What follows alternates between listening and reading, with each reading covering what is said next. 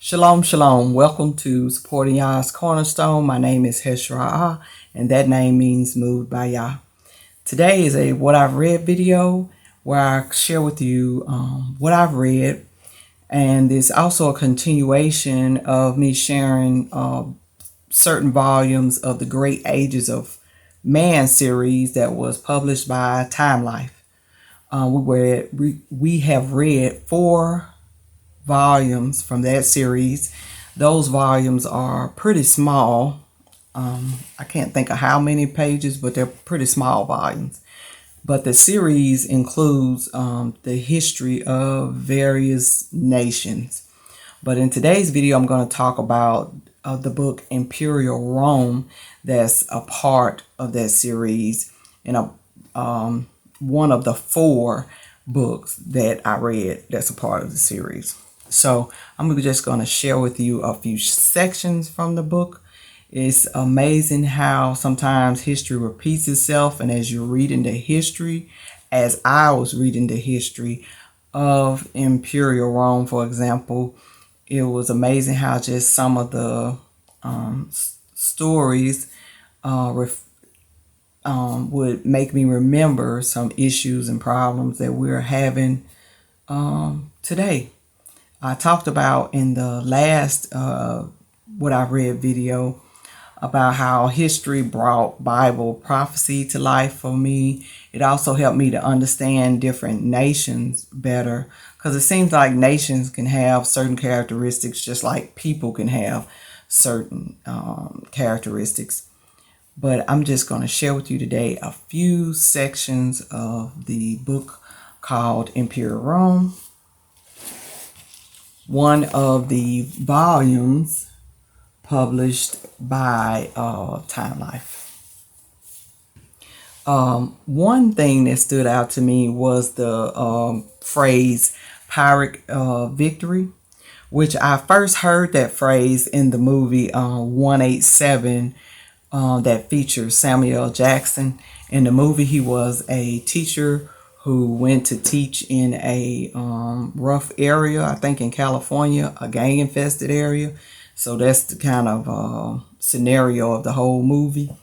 But anyway, he dies at the end of it, and one of his students, someone he had helped, stood up at graduation and spoke about a Pyrrhic victory, which I think is something he had shared with her. But as I was reading the book years ago, Imperial Rome, it came up in the history of Rome and where the phrase came from. So I was going to definitely share with you that section of the book about a Pyrrhic victory. The Greeks were not a foe to be taken lightly. Although the settlements themselves were not powerful, they had powerful friends. One of the Greek colonies involved in a dispute with a local tribe sought the help of Rome. Another colony, fearing the Roman presence in the area thereupon, called for help from Greece in getting rid of the Romans. Rome, innocently involved, suddenly found itself engaged in a major war. Pyrrhus, mighty king of Epirus, arrived in Italy from the Greek mainland and defeated the Romans, resounding near Heraclea. Rome lost 7,000 men, Pyrrhus 4,000. In a second battle, the loss of life was equally great, and again Pyrrhus won. Another such victory, and I am lost, he is supposed to have said, giving rise to the expression Pyrrhic victory, for battles won at too great cost. So I got a chance to find out what the history of that phrase was, because I'm not sure they spoke about it in the movie, but it was interesting to know that that phrase came from that particular part of Roman history. Next, I'm going to share with you another interesting section that talked about how the Roman government would set up gladiator games and circuses to help distract people from the problems they were having that may have been caused by the government or that were going on within the society that they were living in. And that kind of reminded me of today too, how there are so many distractions sometimes, especially put before the working class and then the society at large. But that is on page 45 of this volume. I will try to turn to it very quickly. But this section is entitled Roman Holidays Without End. During festivals, huge crowds would converge on Rome's great amphitheater and many circuses to attend a day of games. In the vast Colosseum, up to 50,000 people could watch gladiators fight wild beasts or other gladiators. In the even larger Circus Maximus, some 260,000 gathered to cheer daredevil charioteers as they raced around a perilous tight track. Such a throng flocked to all these shows, wrote Suetonius, that many strangers had to lodge in tents pitched along the roads, and the press was often such that many were crushed to death. These brutal spectacles were usually staged by the government, and one of their chief purposes was to divert the menacing hordes of Roman unemployed, who at times numbered as many as 150,000. According to various Duer commentators, I'm getting tongue-tied. Commentators, sorry about that, these idle Romans were interested only in two things: bread from the public dole and circuses. Eventually, as emperors continued to proclaim festive occasions, more than half the days of the year became holidays.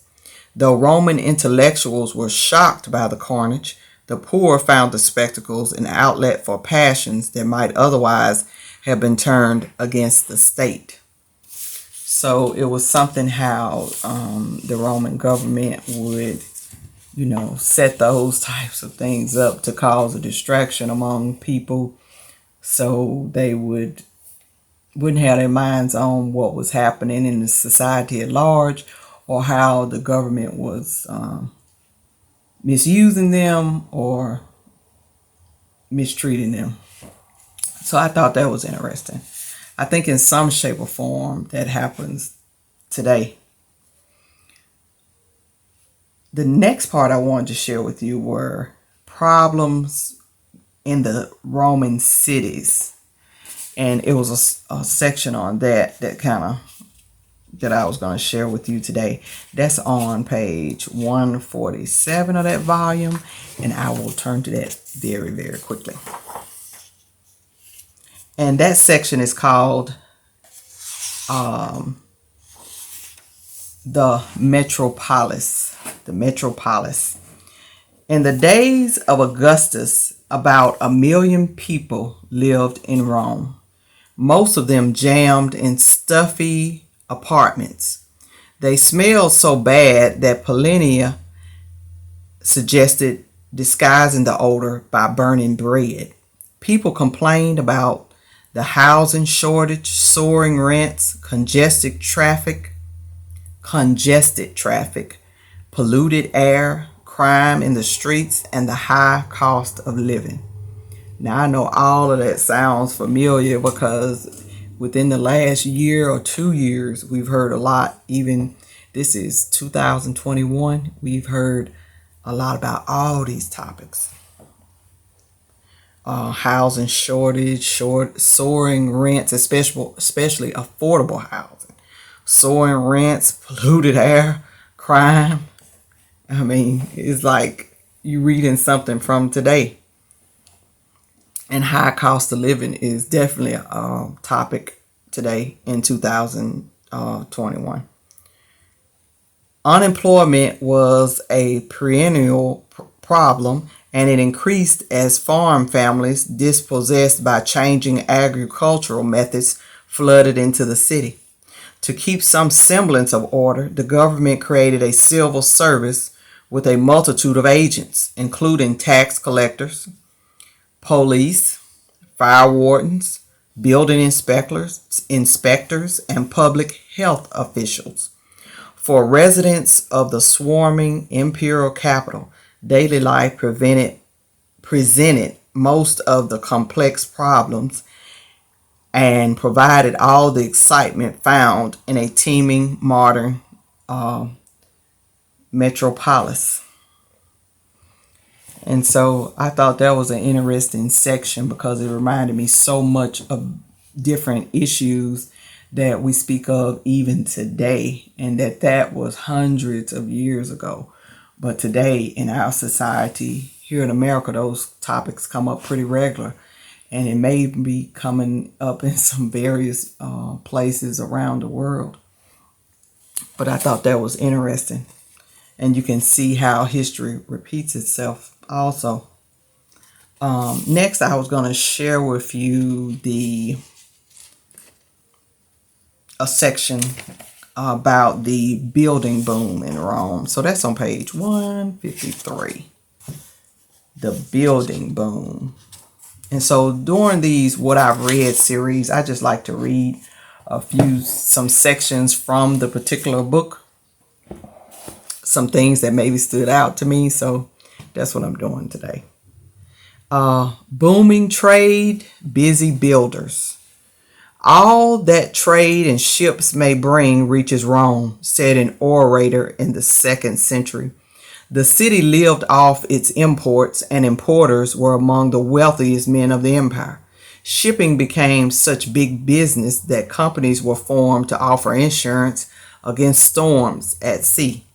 Huge cargoes shipped from the provinces were unloaded at the seaport of Ostia and were carried daily up to Tibur on small boats to warehouses in the capital.